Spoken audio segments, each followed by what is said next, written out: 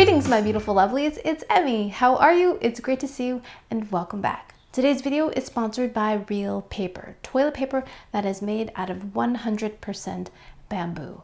And why is this a great thing? It's because bamboo is a renewable resource. We can cut it down, allow it to mature, cut it again to make more paper. Unlike trees, which are often used to make single-use papers like toilet paper. We just use it once and that's it. You cut down a tree that takes decades of years to grow, and it interrupts an entire ecosystem when you start cutting down trees and forests. And using real toilet paper feels like an upgrade. It feels great, and it comes wonderfully packaged in completely plastic-free packaging. Even the tape used to seal the box is made of paper, completely recyclable. So Real has partnered with One Tree Planted. So with every purchase of Real toilet paper, funds are contributed to reforestation projects all over the country. So Real is actively participating in reforesting the planet rather than cutting trees down. I also love the idea of a subscription because you will never have to fear that you will run out of toilet paper because the paper will come directly to you. So no mad dashes to the store for TP. So I was first introduced to paper wrapped toilet paper because I received it as a gift, and I thought, what a brilliant idea. Such a great gift. I am a huge fan of consumable gifts. And this was great. Toilet paper is such a great gift because it's so practical, and Real comes really attractively packaged in lovely paper. So if you'd like to try Real for yourself, head over to realpaper.com/Emmy or sign up for a subscription and use my code Emmy at checkout to receive 30% off and free shipping. That's realpaper.com/Emmy or Emmy at checkout to receive 30% off your first purchase and free shipping. So let's make a change for good with Real Paper. Real Paper is for the planet. Big thanks to Real for sponsoring this video and allowing me to make better videos for all of you.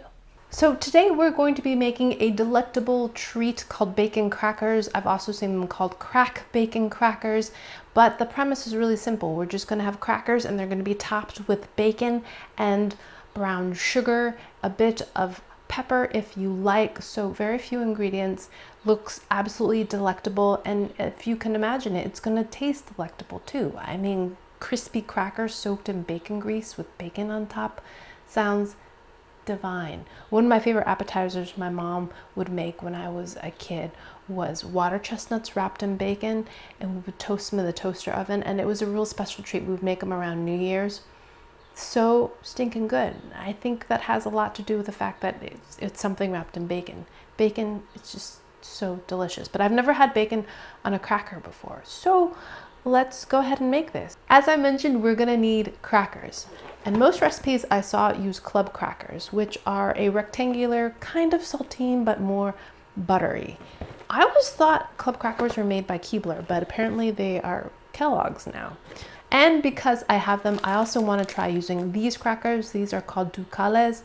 They come from Colombia, and they're very, very similar to Ritz crackers, except they are rectangular in shape and a little less salty. I'm just curious to see what this combination with bacon tastes like. Also, if you have Ritz crackers on hand, then you'll know what the combination is like. So first thing we're going to do is get a baking tray. And I'm going to line it with some foil, which is what I love to do whenever I cook bacon. My favorite way to cook bacon is to cook it in the oven. If you haven't seen my cooking bacon experiments, I'll put a link to that video down below. Cooking bacon in water, baking, frying, all those kinds of things will be demystified in that video. Now we're going to take our crackers and line them up on our baking pan. This is what a Ducales cracker looks like, rectangular, but in order for it to be more congruent with our bacon slices, I'm going to break it in half. Perfect. Do that as well. Now we need some bacon.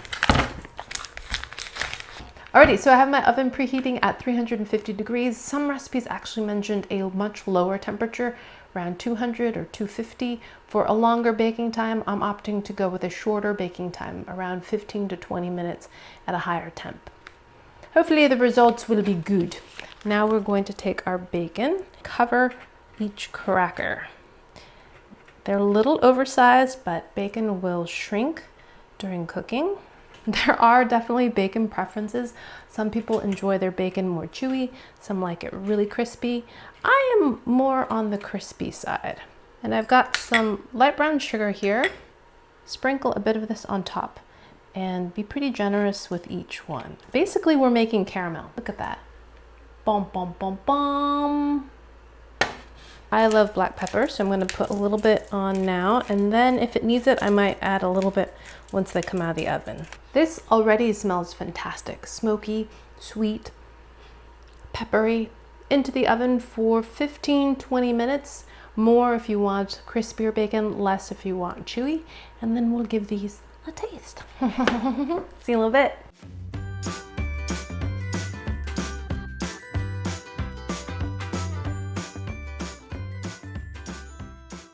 All right, my lovelies, I just took my bacon crackers out of the oven and they smell fantastic.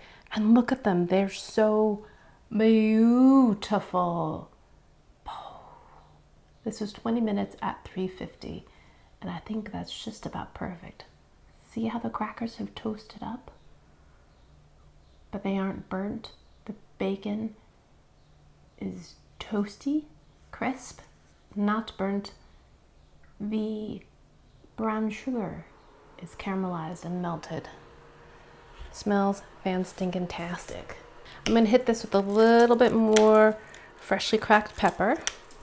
And for just a little color, I'm gonna sprinkle it with a little bit of dried parsley. Just a little color. This is a little trick. If you're ever cooking something that's kind of brown, add a little green to it. And it'll liven things up. That's a Ducales cracker. And this is a club cracker. A little bit smaller, but it soaked up all that bacon grease. Glistening. All right, so one thing I noticed when transferring these onto a plate, the brown sugar kind of caramelizes and acts like glue. So I would say to transfer them right after they come out of the oven, right out of the oven. Otherwise, the sugar solidifies and it sticks the cracker to the rack. Then you risk breaking your cracker. So, see, like that, that's not cute. Let's finally give one of these a taste. The whole reason why I wanted to make this recipe was for this moment. And look at this bite of perfection. Look at that. Oh my goodness. Perfectly golden. Smells fantastic. Here we go. Itadakimasu.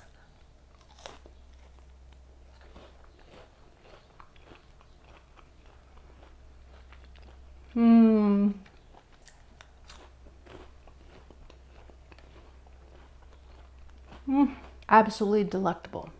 It's sweet, salty, and smoky. I think that's my favorite part. It's the smokiness of the bacon. The bacon grease gets absorbed into the cracker, which makes the cracker even lighter and just infused with bacony flavor.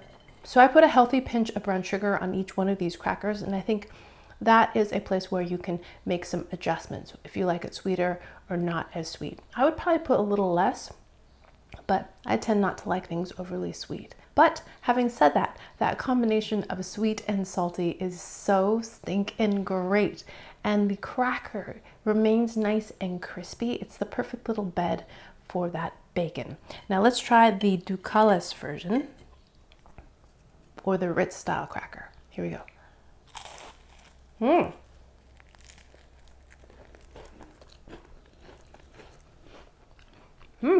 Immediately, I notice it has a different type of crunch. It's a little bit crisper, a little lighter. Hear that? It offers a really nice toasted flavor. Great little foil to the smoky, toasted flavor of the bacon. Both of those crackers work really well, but I do notice that the Ducales cracker or the Ritz style cracker crisp up a little bit more. And that might be because the cracker is a little bit bigger. It's exposed a little bit more to the heating element, so it crisps up more, rather than the club cracker, which is more covered by the bacon. But let's try the club cracker again. This one is as crispy as the Ducales, but has a little bit different texture because it's a slightly different cracker, but both of them are equally delicious. Some other recipes suggested adding a little bit of cayenne or red chili flake on there. And I think that would be a great addition, a little bit of heat, just a little bit of warmth. But black pepper definitely works here as well. If you want a little sneaky heat, add some for sure, but it doesn't need it. It's so great. I've already eaten 3 of them. Fantastic. Alrighty, there you have it. A super easy, simple, and scrumptious little snack or appetizer. Alrighty, my lovelies, thanks so much for watching, and big thanks to Real Paper for sponsoring this video. If you'd like to try Real for yourself, please click the link down below or head over to realpaper.com/Emmy or use my code Emmy at checkout to receive 30% off your first purchase and free shipping. Thanks again for watching. I hope you enjoyed that one. I hope you learned something. Please share this video with your friends. Follow me on social media, like this video, subscribe, and I shall see you in the next one. Toodaloo, take care, bye!